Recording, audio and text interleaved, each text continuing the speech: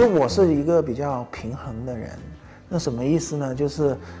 我其实觉得家庭是人的第一位，然后事业可能反而还是第二位。所以呢，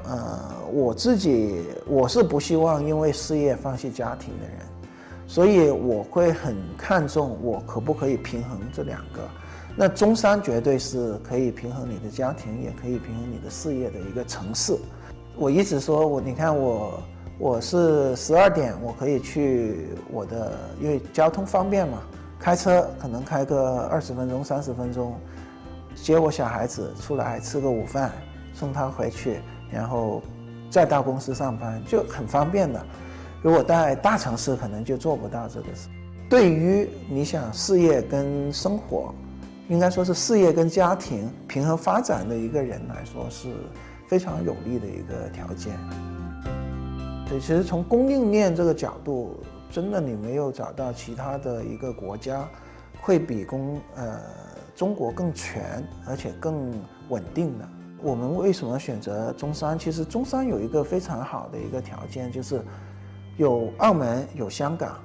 而且呢在中山去广州深圳都是1个多小时的事情。所以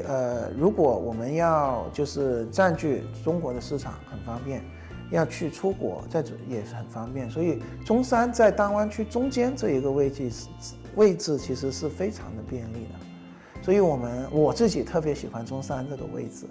第二个就是中山本身的政策就是非常的明朗的，就是都是白纸黑字写明你达标你就去申请这个政策就好了。第三个就是中山政府因为有一个生物医药的这个概念在里面，所以当我们去创办这个企业的时候，其实这种也应该不说是配合，只是他们知道我们的需求就我们不需要解释太多嘛。我们一直都这样说，就算是我们成功或者也好，失败也好，5年之后10年之后我们再回头看这个事情，大家都觉得一起拼过一起做过一起努力过，我觉得其实也是挺开心的事情。